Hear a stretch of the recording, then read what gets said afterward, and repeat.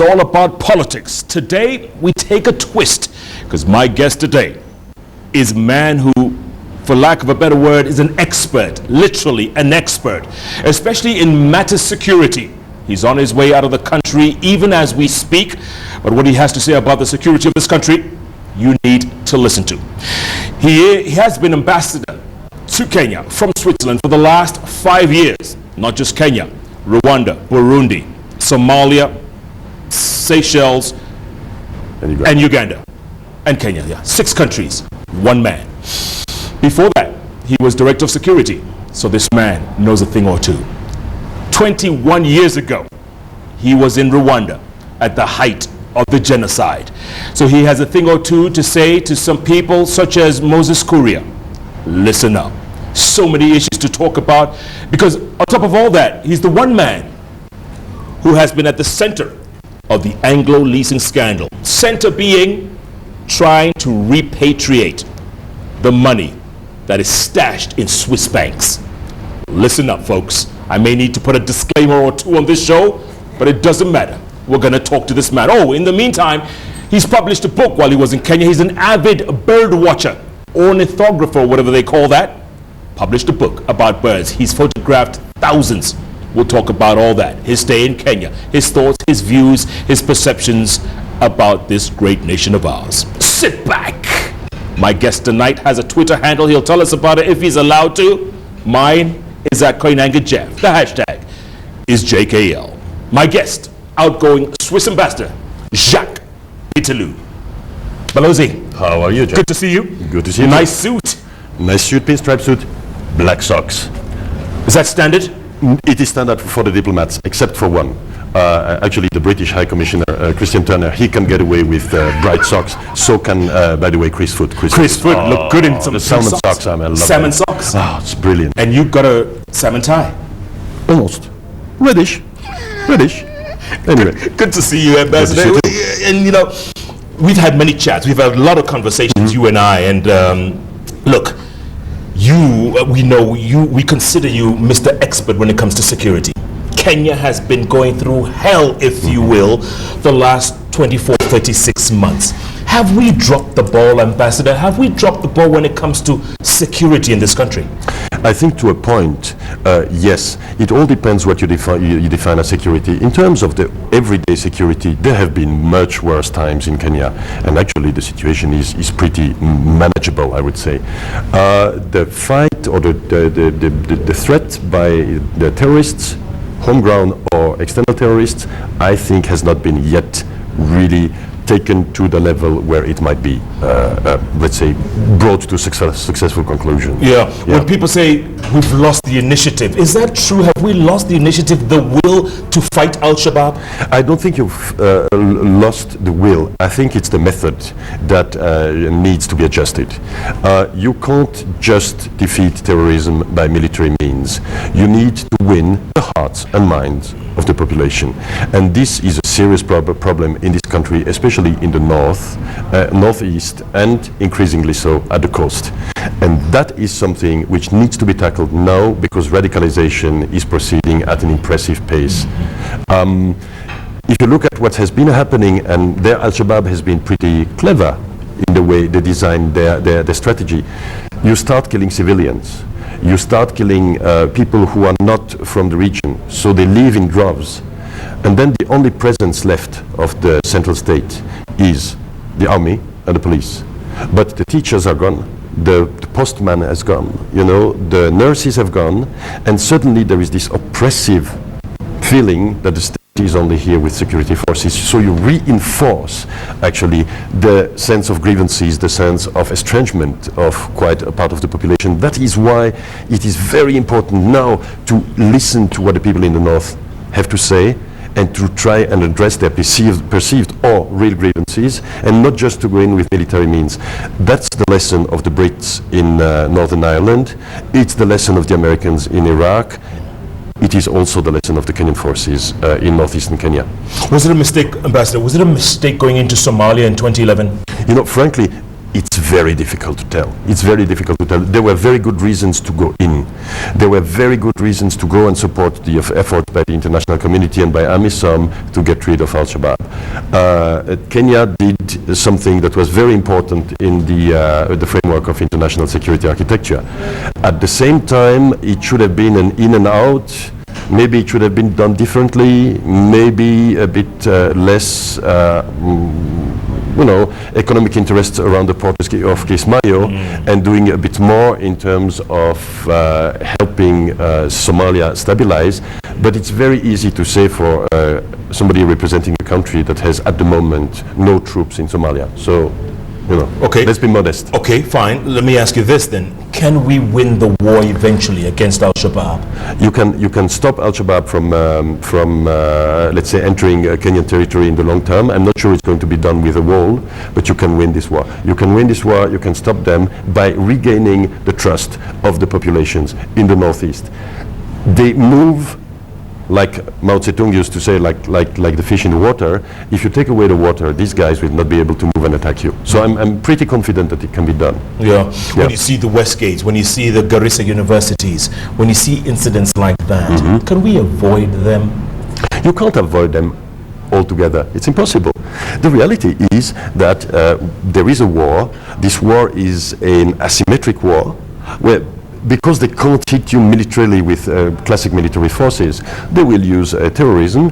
If your system is working very well, you will intercept 80%, 90%, maybe 95% of the groups, but one of them is bound to be able to hit you.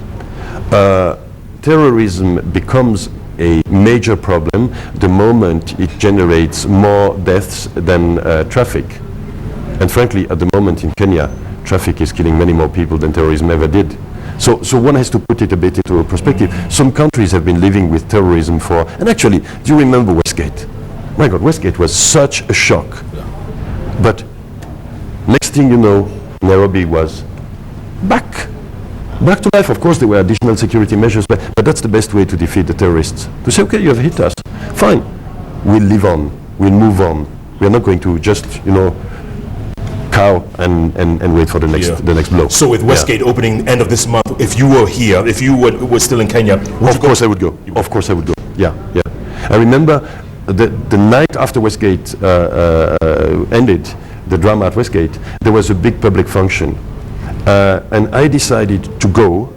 It was in a big hotel, so a potential target, whatever. But it was a sign of solidarity to say, nobody is going to break Kenya. We have to go, we have to keep on living. Yeah.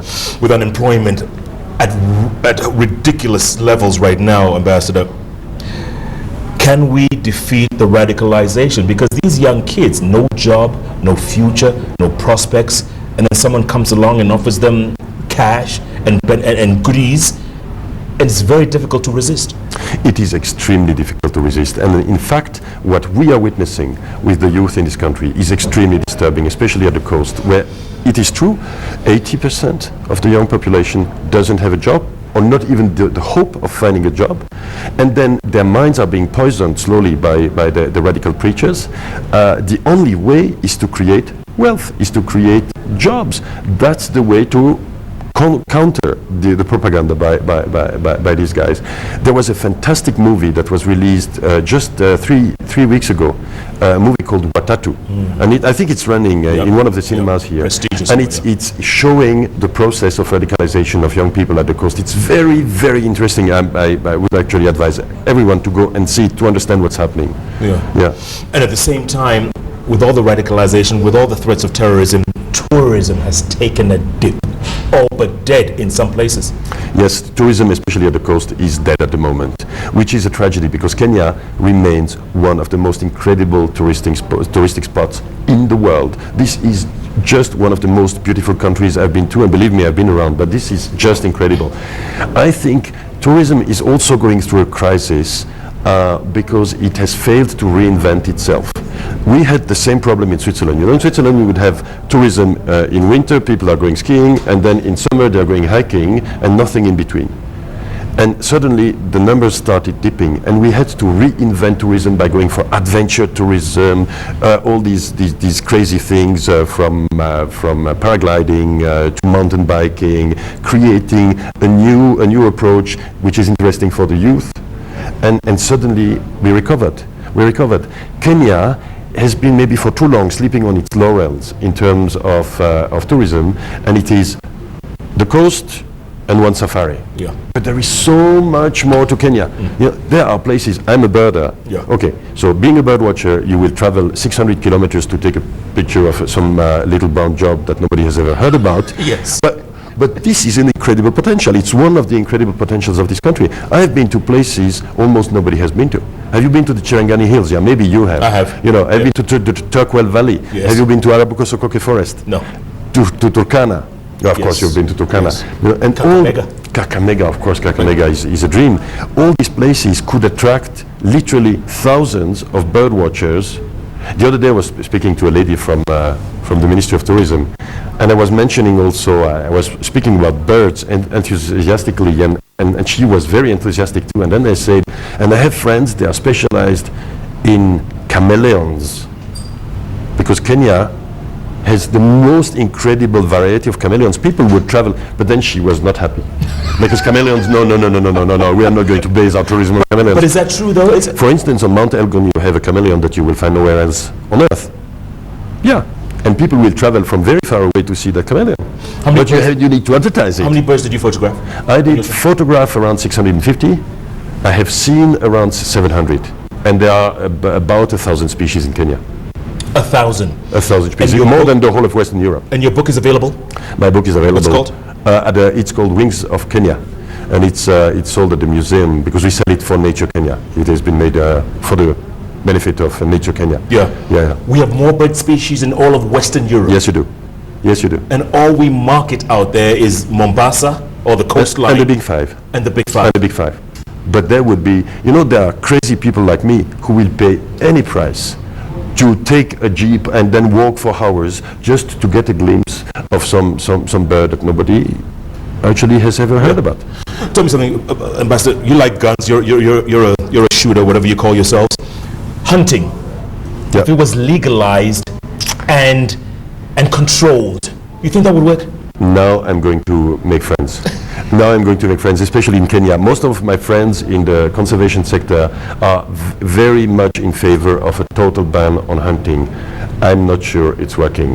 I think that other countries that have accepted the fact that controlled hunting allows a better management of the wildlife, I think these guys are probably right. I don't enjoy the thought of shooting an elephant or a lion. I'm not a hunter myself. I prefer to take pictures of them. But frankly, if it can save them, then I would be rather in favor. Where are we with the total ban?